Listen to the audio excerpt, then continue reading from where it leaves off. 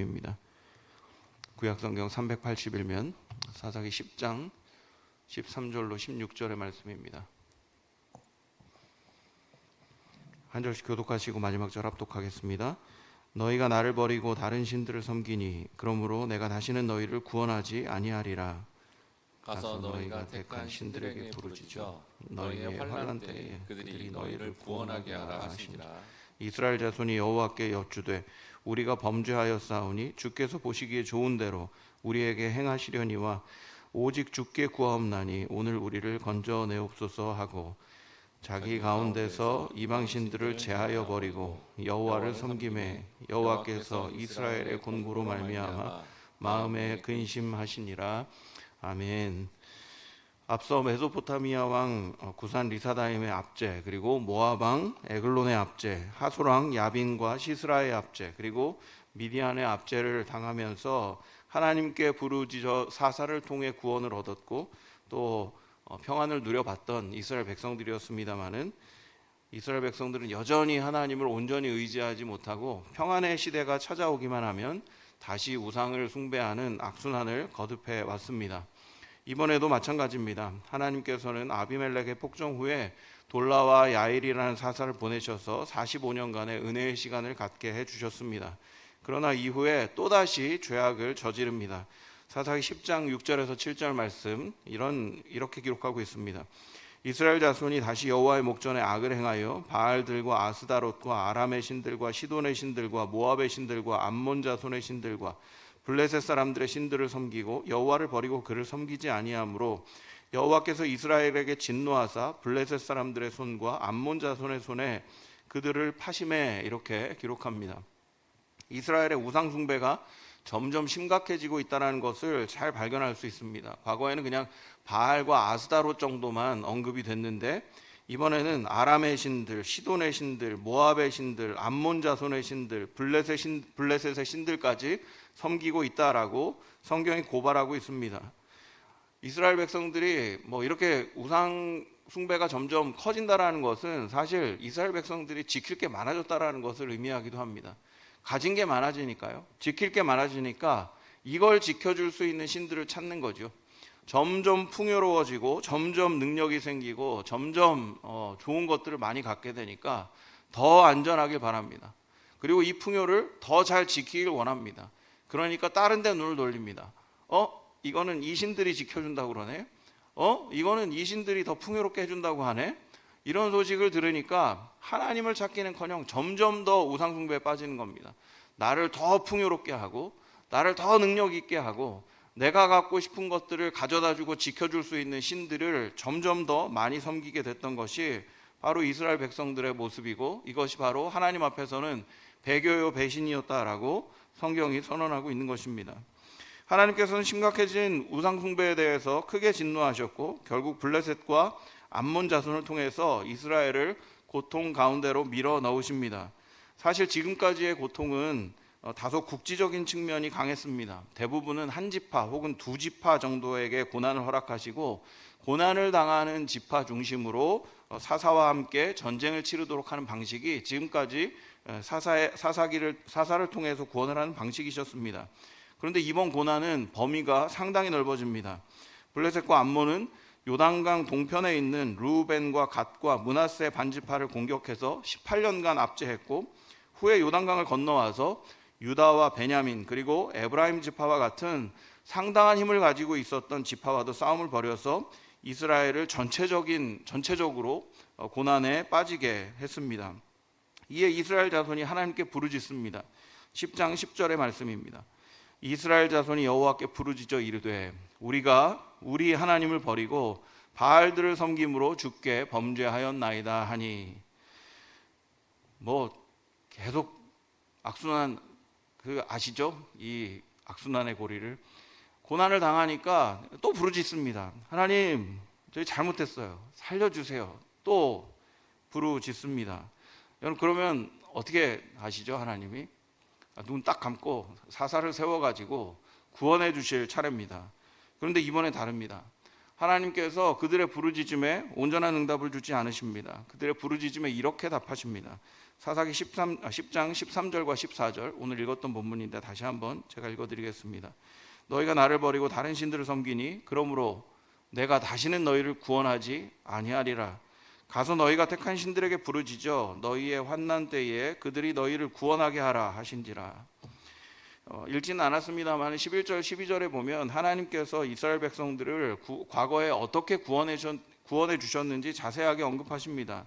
그러면서 너희가 택한 신들에게 부르짖으라고 말씀하십니다. 내가 그렇게 과거에 너희들을 구원했다면 너희들 그렇게 살면 안 되는 거라고. 또다시 우상 숭배할 게 뻔하니까 이번에는 너희들이 섬길 그 신들에게 가서 부르짖으라고 얘기합니다. 그 신들이 너희들을 구원해 줄 거니까 거기 가서 부르짖으라고 이렇게 말씀하십니다. 왜 하나님께서 이렇게 좀 매정하게 답을 주셨던 것일까요? 이들의 회개가 아마도 고난에서 벗어나려는 기계적인 회개에 불과하다는 것을 아셨기 때문이 아닌가 싶습니다. 아마도 이스라엘 백성들은 사사시대를 거치면서 하나님께 부르짖으면 하나님은 외면하지 않으시고 사사를 세우셔서 자신들을 구원해 주신다는 사실을 여러 차례 악순환을 통해 학습한 것이 아닌가 싶습니다. 고난을 당합니다. 너무 힘듭니다. 그러면 결국 그래, 예전에 말씀들을 들어보니까 하나님이 사사를 세워서 우리를 구원해 주셨어. 이번에도 구원해 주시겠지 하고 부르짖었던 것이죠. 너무나 잘 아시겠습니다만 하나님 중심을 보시는 하나님이기 때문에 그들의 회개를 온전한 회개로 받지 않으신 것 같습니다. 여러분, 기계적인 회개를 제일 잘 보여주는 그 인물이 있습니다. 출애굽기에 나오는 바로가 바로 그러합니다.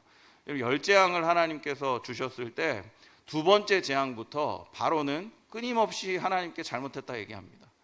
너무 자기 수준으로는 해결할 수가 없는 재앙이다 보니까 고난이 좀 심해지면 모세와 아론을 불러서 얘기합니다. 그래, 니네 요구 조건을 들어줄 테니까 제발 이 재앙을 좀 걷어달라고. 그러면 걷어주십니다. 그런데 그 재앙이 걷어지면 바로는 다시 강팍해져서 또 괴롭힙니다. 약속을 지키지 않습니다. 그러면 하나님께서 또 재앙을 내리십니다. 조금 견디다 못해서 다시 모세와 아론을 부릅니다. 잘못했다 그럽니다. 그러면 또 재앙이 사라집니다. 10번째 재앙이 올 때까지 그런 기계적인 회개의 반복이 끊임없이 일어납니다. 그리고 그 회개는요, 점점 말도 화려해집니다. 7번째 재앙을 당했을 때 바로가 이렇게 회개합니다. 출애굽기 9장 27절의 말씀 이렇게 기록합니다. 바로가 사람을 보내어 모세와 아론을 불러 그들에게 이르되 이번은 내가 범죄하였노라. 여호와는 의로우시고 나와 나의 백성은 악하도다. 얼마나 회개가 멋있어요. 야, 이 정도면 하나님 감동하겠다 막 이런 생각 들지 않습니까? 그런데 이렇게 깊은 회개를 하고 나서도 재앙이 그치자 다시 강팍하게 되어서 이스라엘 백성들을 보내기는커녕 아주 강하게 압제하고 고난을 가했던 사람이 바로 바로였습니다. 그냥 지금 있는 문제를 벗어나고자 입술로만 회개를 하는 것, 중심을 들이지 않는 그 회개가 바로 지금 이 사사기 10장에 등장하는 이스라엘 백성들의 모습이었던 것이 아닌가 싶습니다.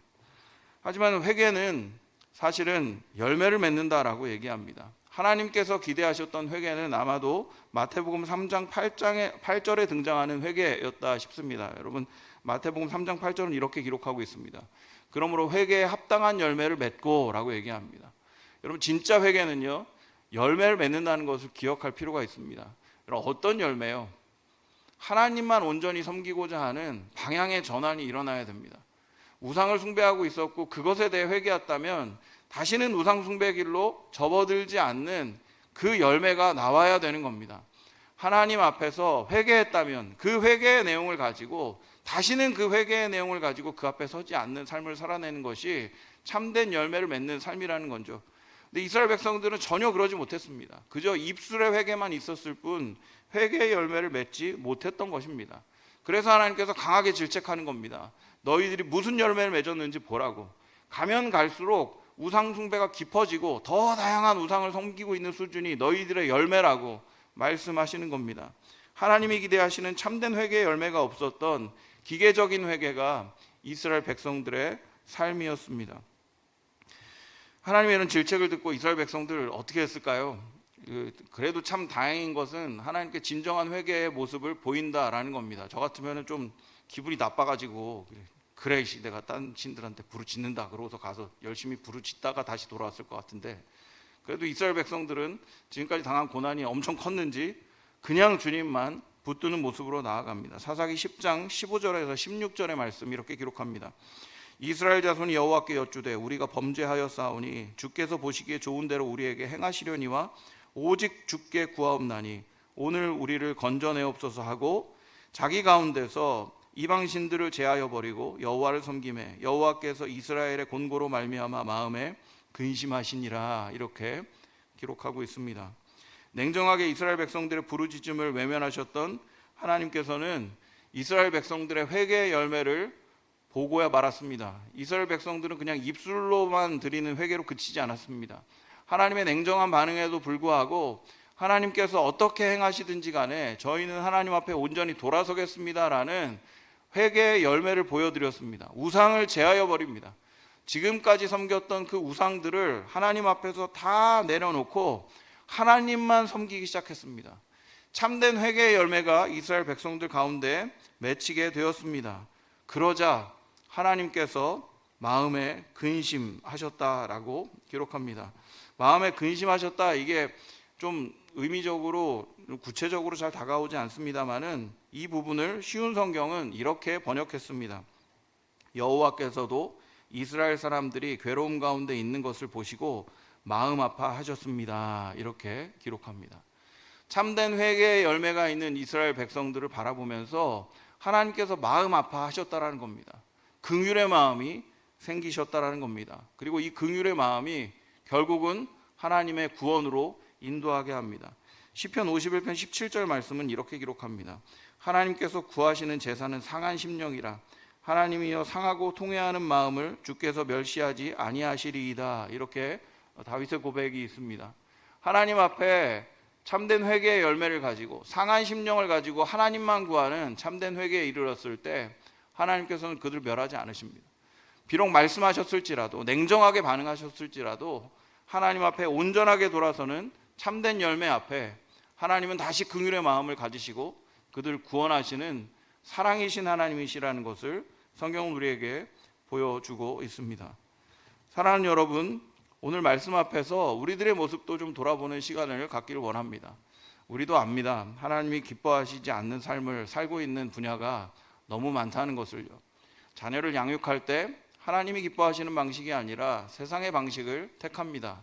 그리고 마음이 좀 찔려서 기도회나 새벽 기도회에 와서 하나님께 기도합니다. 주님, 제가 좀 잘못한 것 같습니다. 자녀의 마음을 상하게 했습니다. 세상의 방식을 택한 것 같습니다. 기도합니다마는 방식을 바꾸진 않습니다. 그냥 내 마음의 무게를 조금 내려놓을 뿐이죠. 사업을 할 때도, 저는 사업을 안 해봐서 전 잘 모릅니다만은, 사업을 할 때도 가끔씩은 그러합니다. 이거는 하나님이 기뻐하시는 방식이 아니다. 그거 압니다. 그리고 하나님 앞에 나와서 기도도 합니다. 하나님, 이거는 하나님 기뻐하시는 방식이 아닌 것 같긴 합니다. 그래도 제 사업은 좀 지켜주십시오. 돌아서진 않습니다. 그런데 우리는요, 그렇게 기도하고 회개했다고 여깁니다. 그렇게 기도하면서 눈물 조금 흘리면 아주 마음이 시원합니다. 참된 회개에 이르렀다고 생각합니다. 여러분, 성경은 그렇게 얘기하지 않습니다. 입술의 회개를 하나님은 참된 회개라고 받지 않으십니다. 감정적으로 눈물 한번 흘렸다고 해서 하나님이 그것에 대해 긍휼을 가지지 않으십니다. 참된 회개, 우리 삶을 통해서 회개의 열매가 드러날 때 하나님께서는 그것을 인정하시고 그때 하나님께서 우리 삶 가운데에 함께 하셔서 일하시고 구원하시고 생명을 누리게 하신다는 사실을 성경은 우리에게 교훈하고 있습니다. 새벽부터 참 무거운 메시지를 드려서 참 죄송한 마음입니다만은, 그럼 오늘 말씀 앞에서 우리의 삶을 좀 깊이 들여다봤으면 좋겠습니다. 참된 회개의 열매를 맺지 못하고 있는 관계들, 또 삶들, 그것들을 좀 들여다보고 오늘 말씀 앞에서 참된 회개의 결단을 맺는 그런 새벽이 되길 원합니다. 주님이 기뻐하시는 길로 온전하게 돌아서겠습니다. 우상을 제하여 버리고 주님만 섬기겠습니다 라는 고백으로 주님 앞에 나아갈 때 주님께서 우리에게 긍휼을 베풀어 주시고 사랑을 베풀어 주시사 우리와 동행해 주시고 그 문제 가운데 함께 일해 주실 줄 믿습니다. 주님 앞에 온전히 돌아섬으로 주님과 동행하는 은혜 누리는 우리 모두가 되기를 주님의 이름으로 축원드립니다. 기도하겠습니다. 사랑이 많으신 아버지 하나님, 온전하게 하나님 앞에 돌아서지 못했던 이스라엘 백성들의 모습을 보면서 우리의 삶을 돌아보게 해주시니 감사합니다. 하나님께서 기뻐하시는 회개는 입술의 회개뿐 아니라 열매 맺는 회개임을 돌아봅니다. 하나님, 우리들 마음속에 찔림으로 다가오는 많은 문제들 속에 참된 회개의 열매를 맺을 수 있도록 하나님 우리 가운데 인도함을 주시고 또 용기 있는 결단도 허락해 주셔서 하나님이 기뻐하시는 길로 돌이켜 하나님의 길 위에 설 수 있는 믿음의 백성들이 다 될 수 있도록 주님 축복하여 주시옵소서. 그 결단을 통해 하나님의 일하심을 경험하고 주님과 동행하는 기쁨을 누리는 우리 모두가 될 수 있도록 더한 은혜를 베풀어 주시옵소서. 날마다 우리와 동행해 주시고 능력 주실 줄 믿습니다. 예수님의 이름으로 기도드립니다. 아멘. 오늘